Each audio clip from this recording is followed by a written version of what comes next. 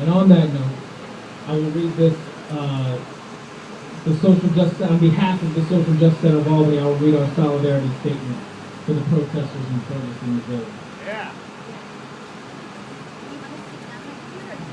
The Social Justice Center of Albany stands in solidarity with the protesters in Ferguson, Missouri, and around the nation, responding to the failure of the grand jury to bring charges against Officer Darren Wilson in the killing of Michael Brown.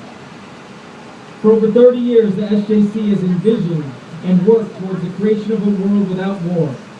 We, at the SJC, understand the term war to stand for both international conflicts, such as the wars in Afghanistan and Iraq, and domestic conflicts like the war in the black community in the United States. The decision not to charge Officer Wilson illustrates the manner in which the criminal justice system works in this country.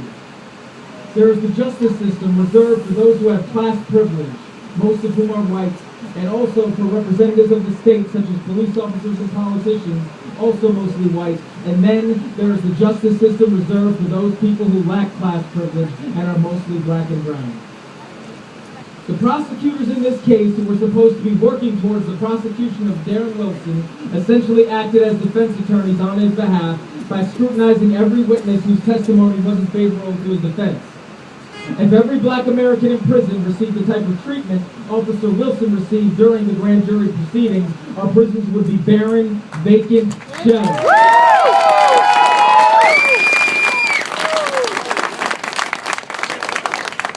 His exoneration serves as an obvious reminder to many members of the black community and the community at large that there exists a criminal justice system that black Americans are excluded from, illustrating that our justice system is merely a redux of the Jim Crow system, simply put, the new Jim Crow. Once we realize the clear and obvious disparity within our justice systems, the reasons behind the killing of Mike Brown and countless others crystallize.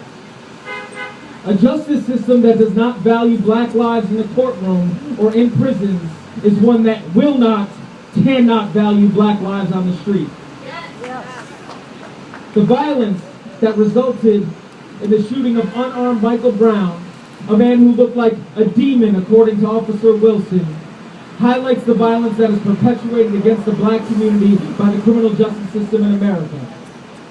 When citizens respond with outrage and property is destroyed, some individuals and members of the media will be aghast and will abhor what many will label senseless violence. The only conclusion that can be made from this reality is that the prevailing narrative is telling us that the killing of Michael Brown is simply sensible violence. Such stark conclusions are more apparent when we remember that innocent people across an ocean are sometimes obliterated into thin air by bombs propelled from invisible planes that were bought by our tax dollars, the same tax dollars that purchased the bullets that ended the life of Mike Brown.